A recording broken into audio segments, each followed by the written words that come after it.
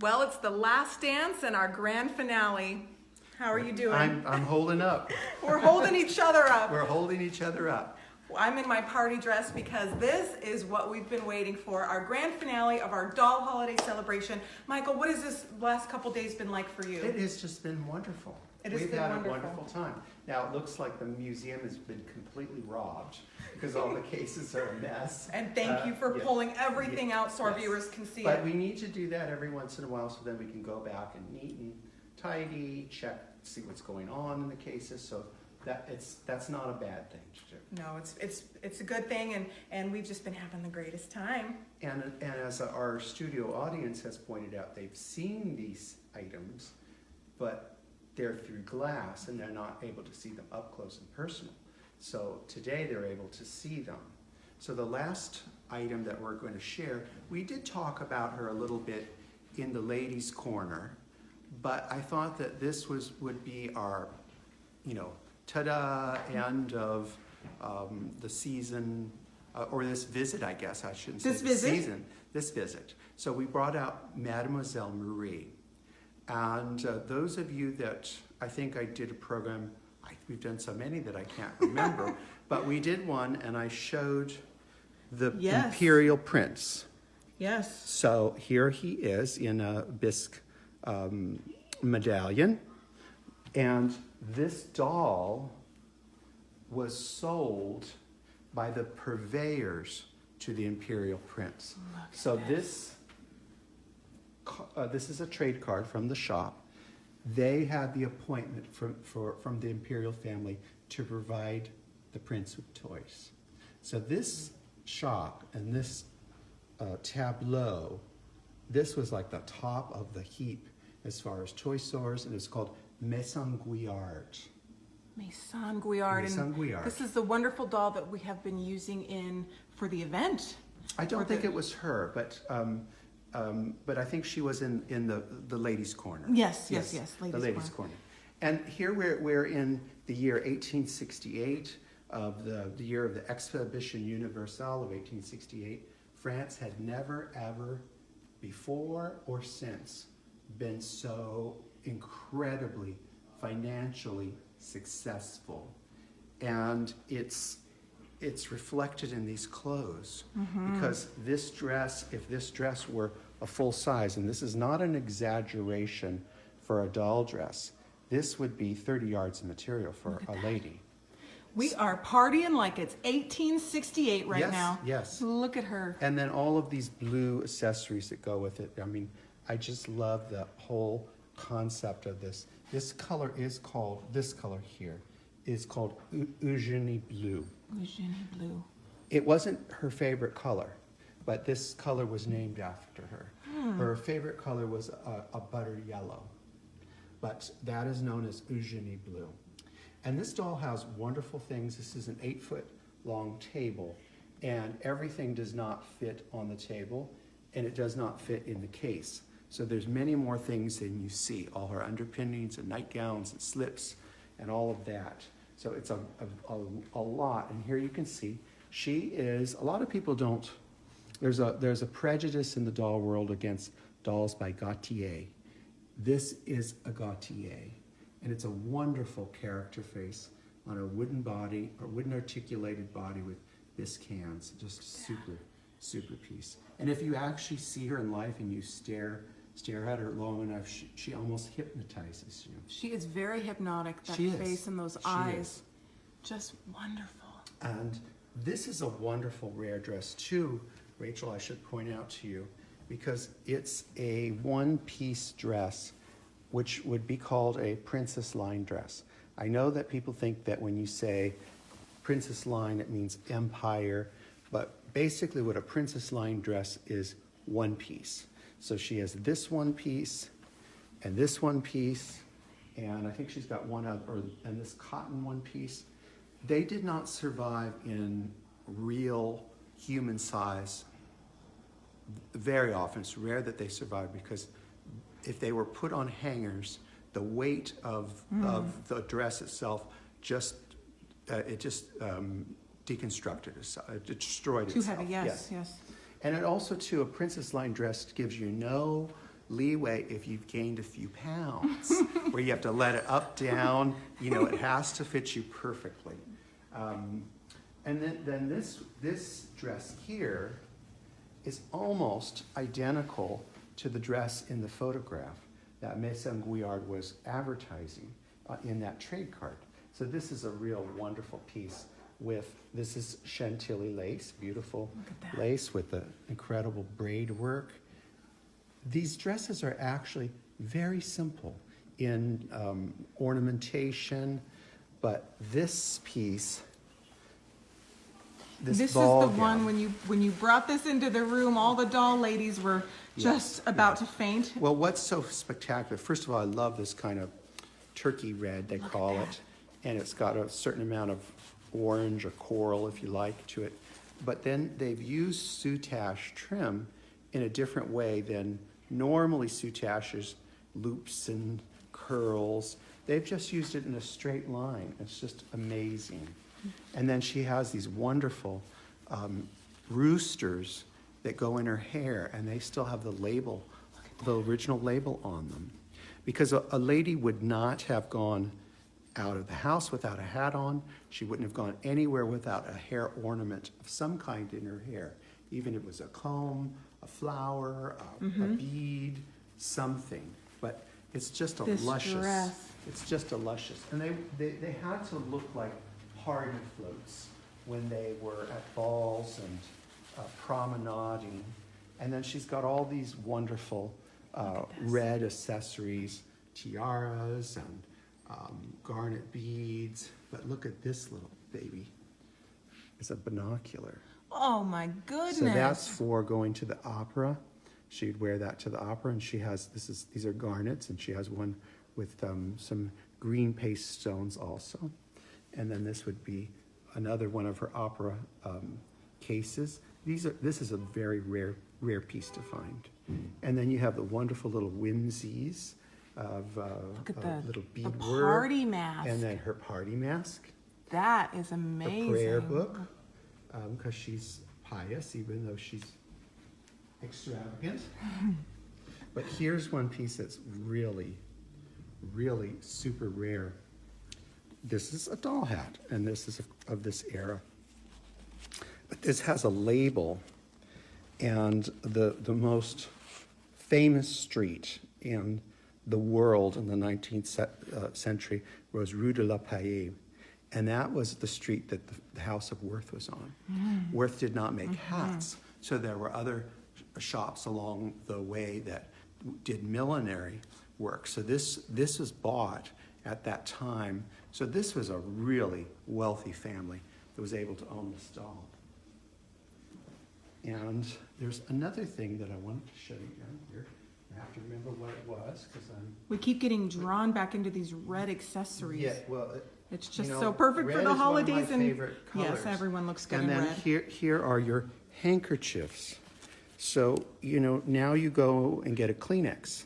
Well, they didn't have Kleenex. You actually use handkerchiefs, and these were never removed from the box, which is really kind of amazing. Just wonderful. And one exceedingly rare accessory that she has.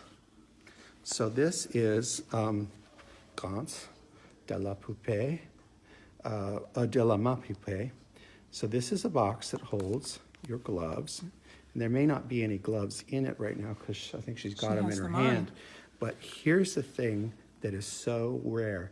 That is a glove stretcher. Oh, wow. So that would go in the finger, and then you would, like a salad tong, you do this, and it would stretch the finger out so that you could, make room for your fingers. For a doll to have that is just incredibly rare. And this whole box is just a super, super piece. Just an incredibly rare thing. And then she has her fans.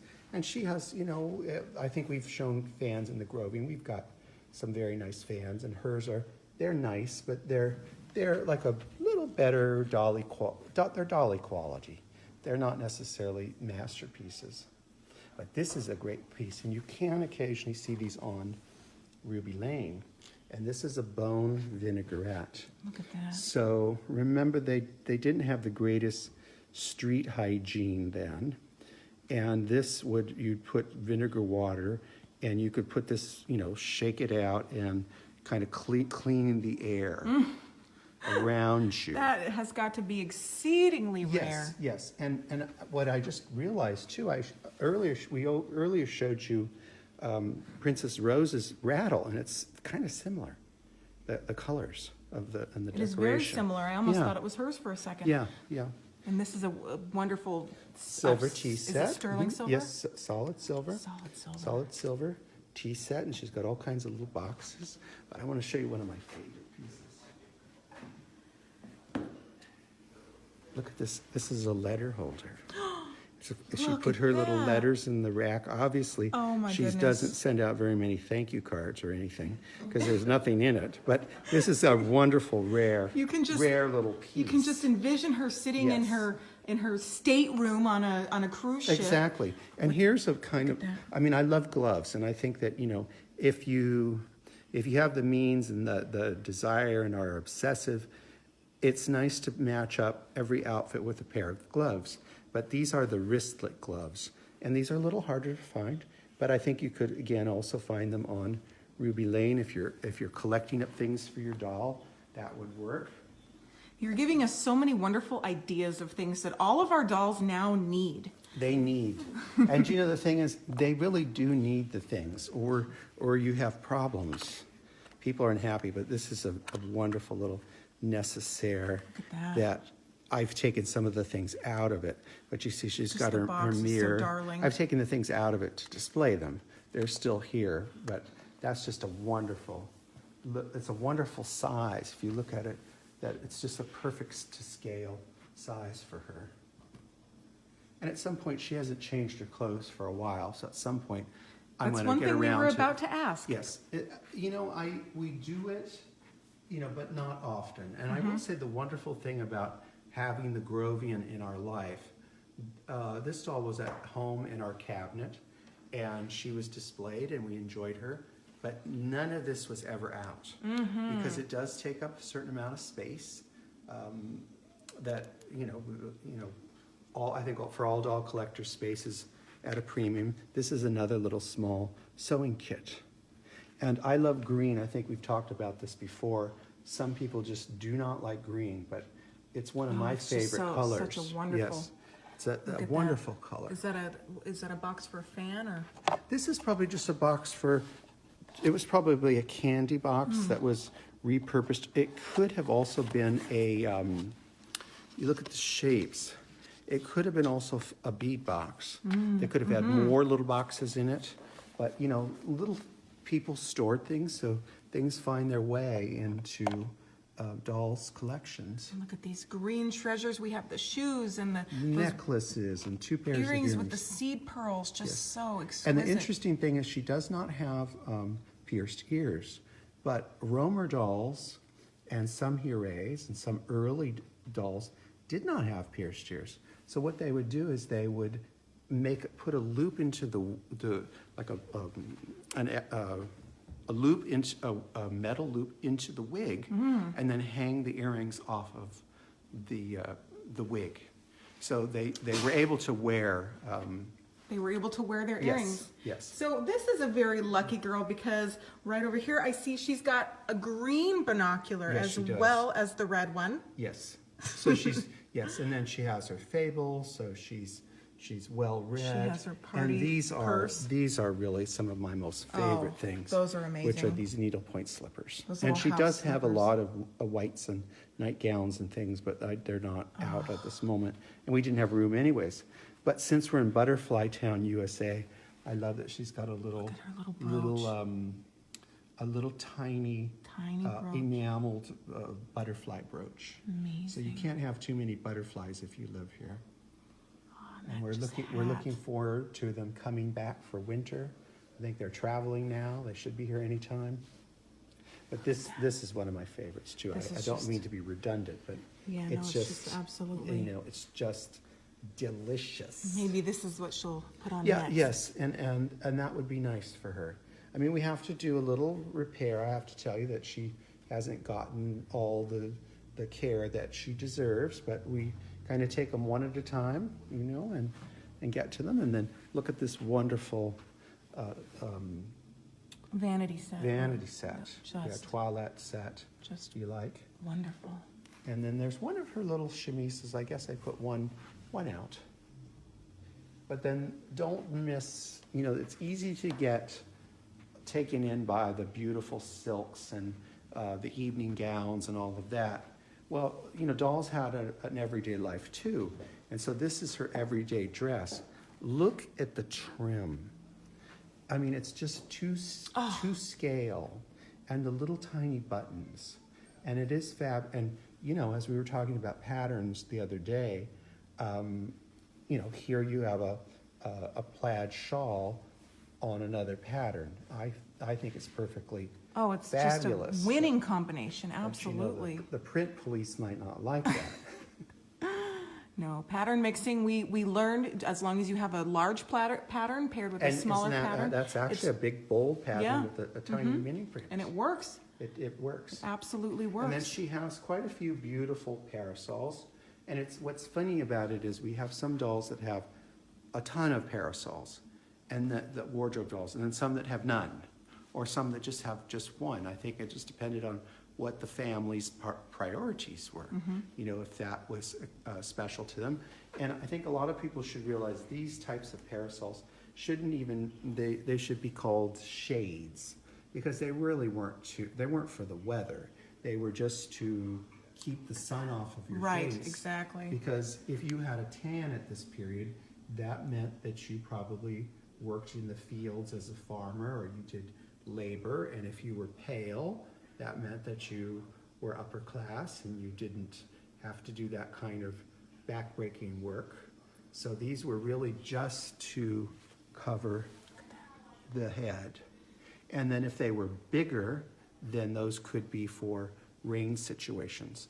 But trust me, if it was raining in 1868, you did not run out of the house in a dress like this. You could drown in your own silk. Yeah, exactly. It'd be just- pretty hard to walk around. We're getting a look of this, the back of this dress right Yes, here. this is just a gorgeous. You know what? It's actually so simple. You have two rows of lace that are butted up together, and then with this braid finishing it. And it's just a kind of a gray file, a silk file, which, you know, the wonderful thing about file is it's one of the most durable silks. This is still in the era of silks being good. They haven't yet put lead in the process, which is what causes the melting. So these are all still fairly natural silks. Look at that. Look at this little lid for this basket. Yeah, isn't that sweet? Look at that, yes. I think some of those baskets were actually made by prisoners in prisons, and it was a way that they could make things that they could then sell, I guess, to pay for food and whatnot.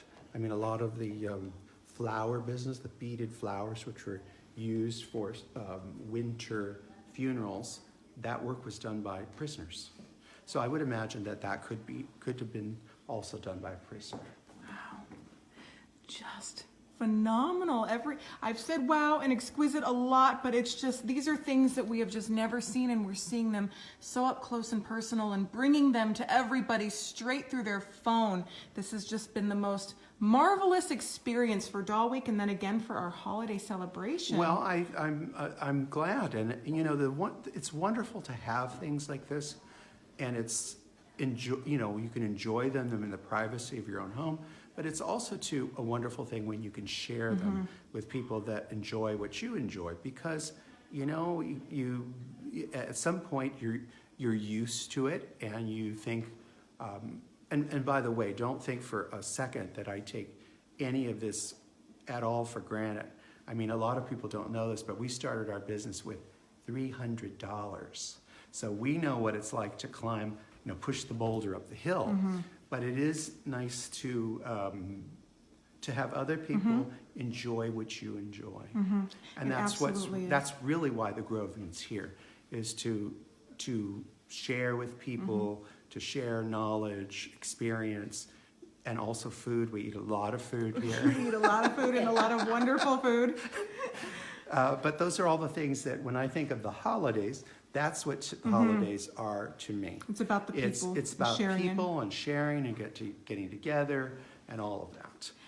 And we have to thank you, Rachel, because you have been, I mean, I don't think there's anybody in my time of being in the doll world that has done so much to push this hobby to Romania and Turkey and Germany and the United Kingdom. Yeah. Today we had a friend of ours from England that she said, I'm sending my Hooray for a vacation to be with to the Grovian to be with the friends. Other girls. Oh, that's so, wonderful. You know, she's been able to enjoy this from another time zone, another country, and without you having the vision to put this together, it would not have happened. So we have to give you a hand. Oh, thank you. Oh, thank you guys. That's so sweet. I appreciate it. Thank you. And I have to thank you so much. And thank you, Ruby Lane. I have to thank Ruby Lane, and the Dolls Lane. Yes. It's such a wonderful organization and a website and absolutely to be a part of. So yes. I'm glad that through these videos we have brought the dolls to the table, and everyone is welcome at the doll table, which is why it is such a privilege for me to do this and to be surrounded by and know people like you, because doll people, they're good people, and we're here to do the dolls. Absolutely, absolutely, and you've opened up a new frontier that you're the pioneer.